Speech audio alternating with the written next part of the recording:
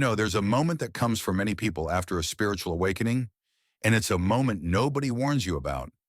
You wake up on a Monday morning, the alarm goes off, and instead of the usual grogginess, you feel something else entirely. A wave of existential dread. A bone-deep knowing that you cannot, will not, spend another day pretending. You lie there staring at the ceiling, and the thought of going to that job, sitting in that cubicle, attending that meeting, nodding along to the quarterly projections as if they matter, as if any of it matters, becomes physically unbearable. Not difficult, not unpleasant. Unbearable. Your family thinks you're having a breakdown. Your friends tell you everyone feels this way. You just have to push through. Your boss suggests you take a mental health day. But this isn't burnout. This isn't stress. This is something far more fundamental. You've woken up, and once you wake up, you cannot go back to sleepwalking through a 40-hour week. Alan Watts understood this phenomenon deeply. He recognized that the modern workplace, the entire structure of what we call employment, was designed for unconscious people. It requires you to be asleep, and the moment you wake up, the whole system becomes impossible to participate in. By the end of this lesson, you'll understand the 5 real reasons spiritually awakened people cannot hold normal jobs. Not so you can judge yourself as unemployable or broken, but so you can see clearly what's actually happening.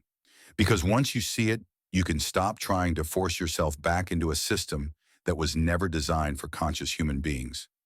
Let me start with the most fundamental reason, the one that makes everything else impossible. The first reason spiritually awake people cannot hold normal jobs is devastatingly simple. You see the meaninglessness. And once you see it, you cannot unsee it.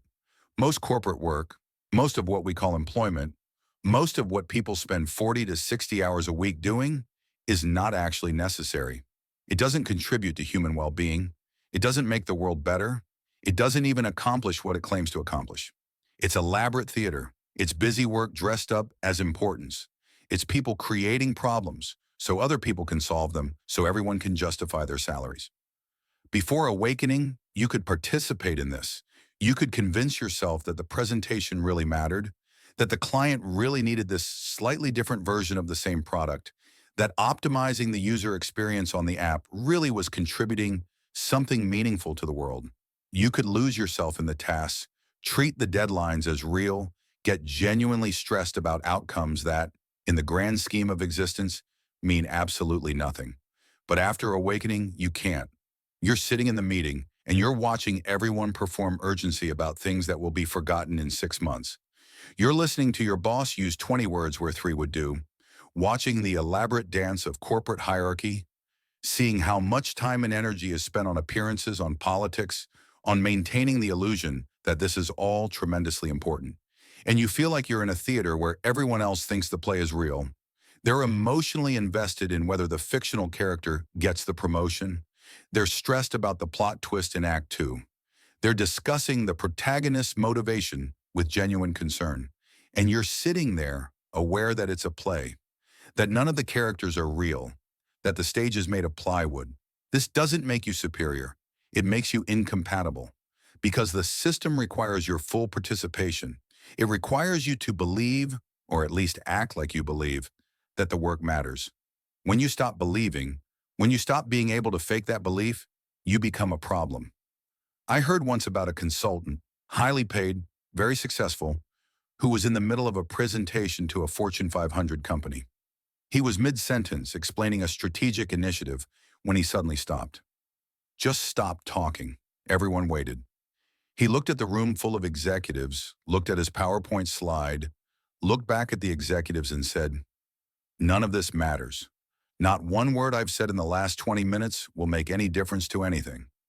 I'm sorry, I can't do this anymore." And he walked out. They thought he'd had a breakdown. But he told me later, I didn't break down. I woke up. Right there, mid-presentation, I saw the entire thing clearly, and I couldn't continue the performance. That's what happens when you see the meaninglessness. You can't fake enthusiasm for meaningless tasks.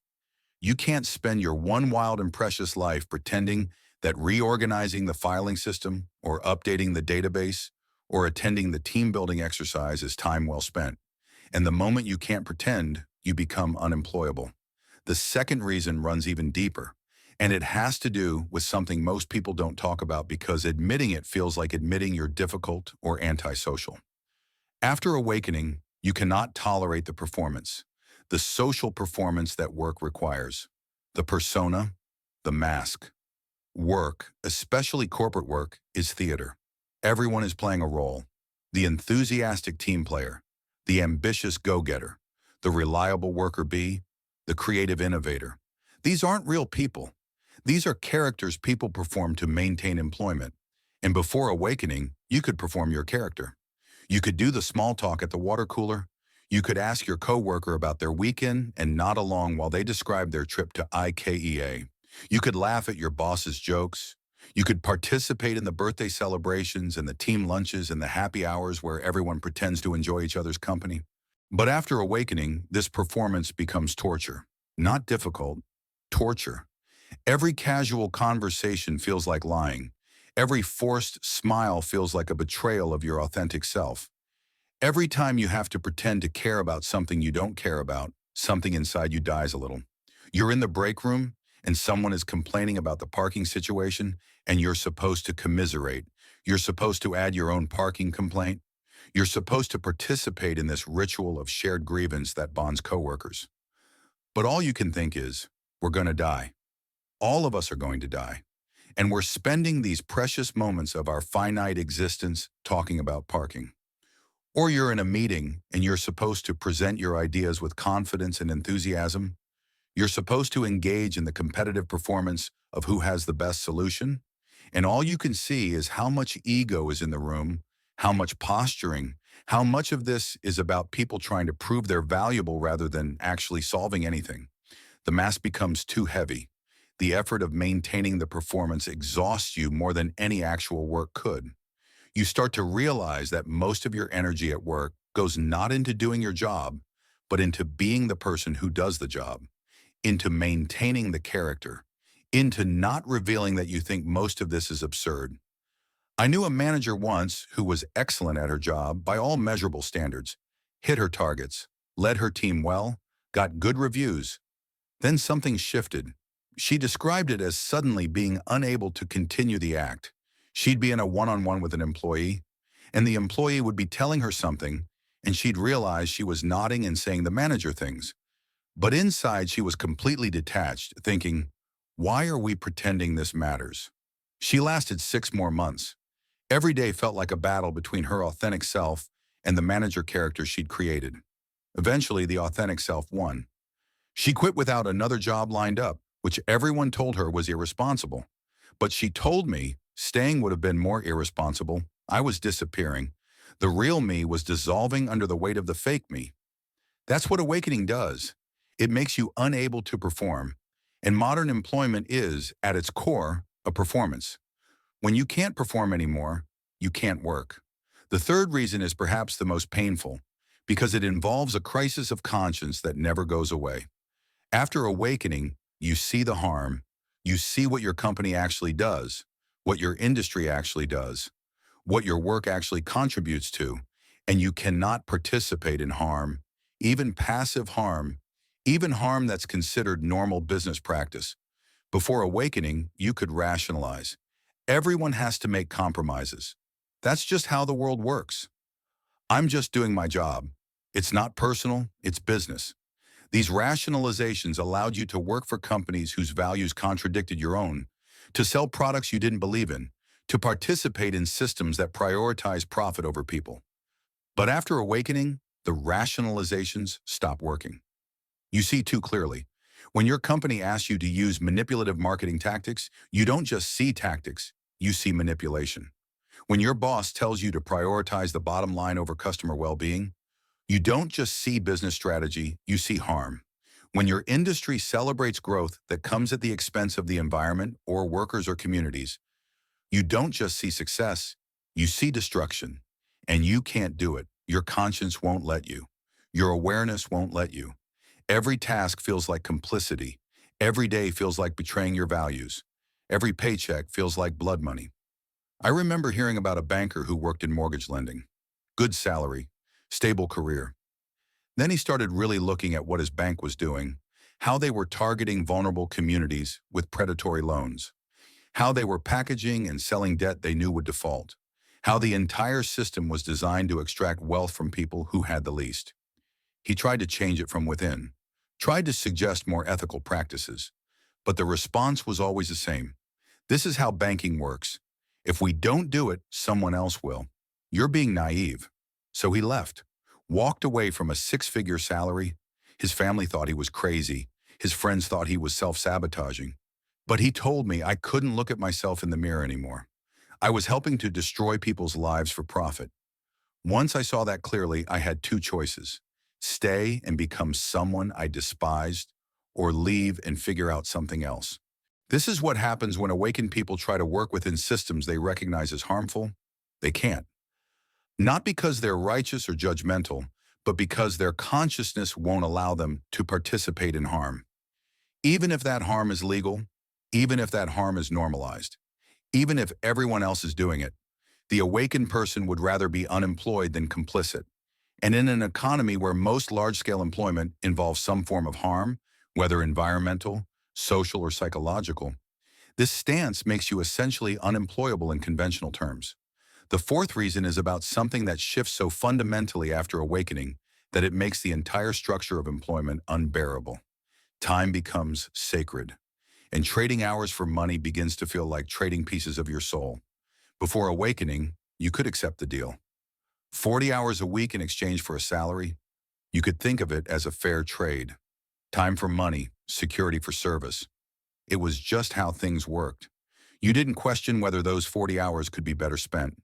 You didn't calculate what percentage of your finite life you were giving away.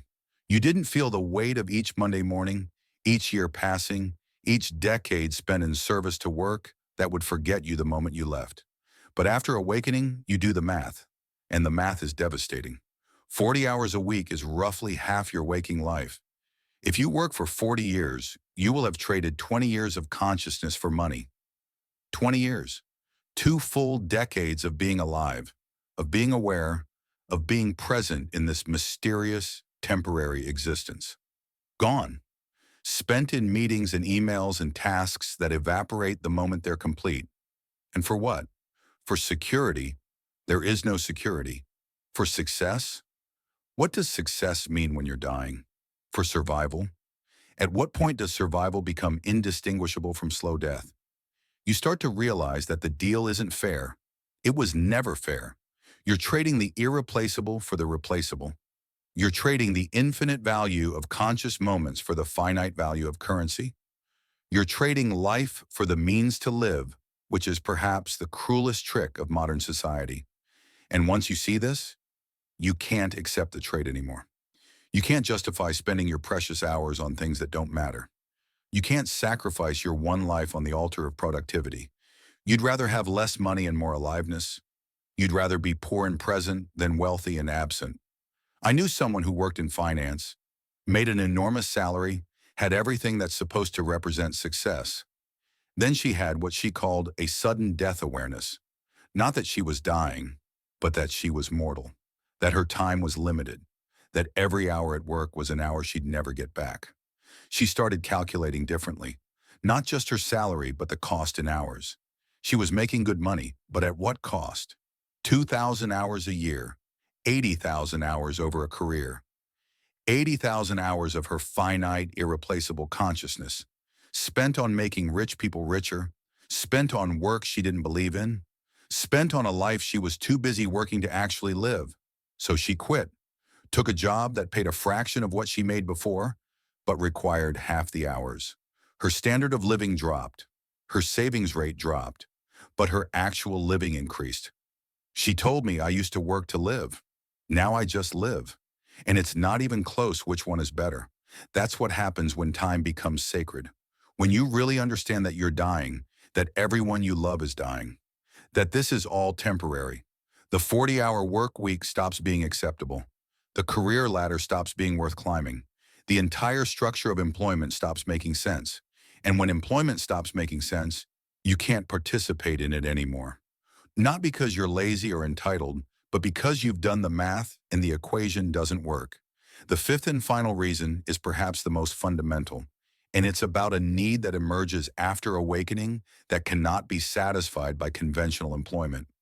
You need authentic purpose, not the fake purpose companies try to sell you, not the mission statements and corporate values, and we're changing the world rhetoric.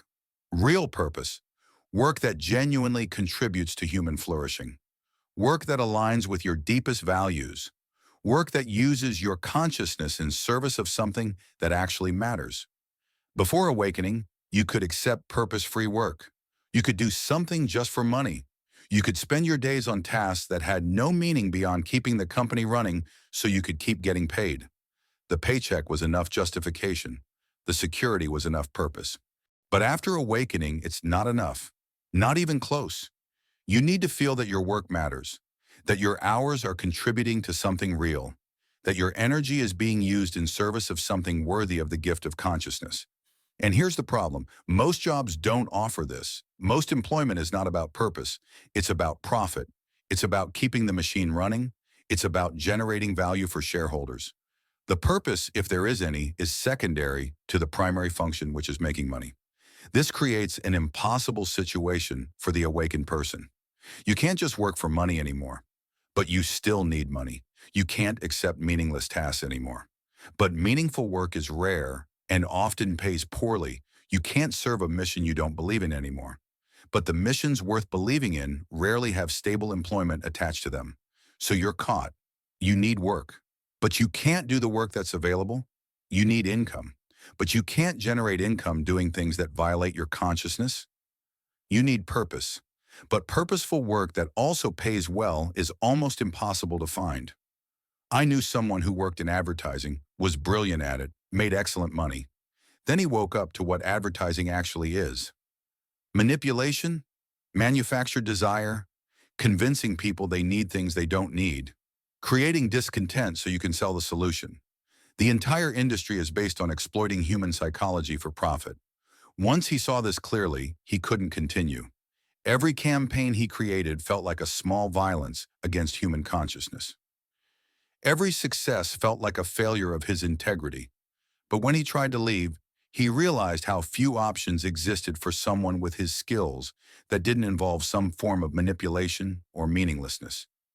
He spent 2 years trying to find purpose-aligned work, 2 years of financial struggle, of uncertainty, of people telling him he was being unrealistic.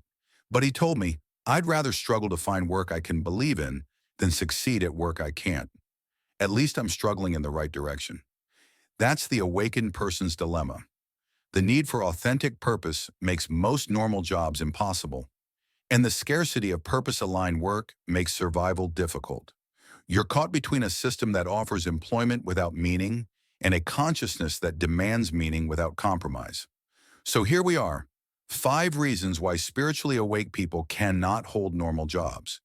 You see the meaninglessness and can't pretend it's meaningful. You can't maintain the performance that work requires. You see the harm and can't participate in it. Time becomes too precious to trade for money. And you need authentic purpose that most jobs don't offer. It sounds hopeless, doesn't it?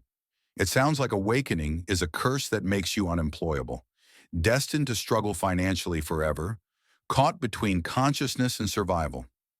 But here's where Alan Watts would challenge everything I've just said. Here's where the real wisdom begins.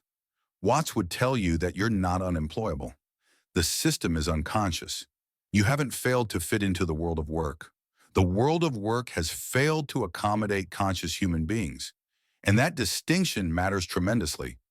The entire structure of modern employment, the 40-hour work week, the hierarchical organizations, the separation between work and life, the trading of hours for money, all of it was designed during the Industrial Revolution for a different purpose.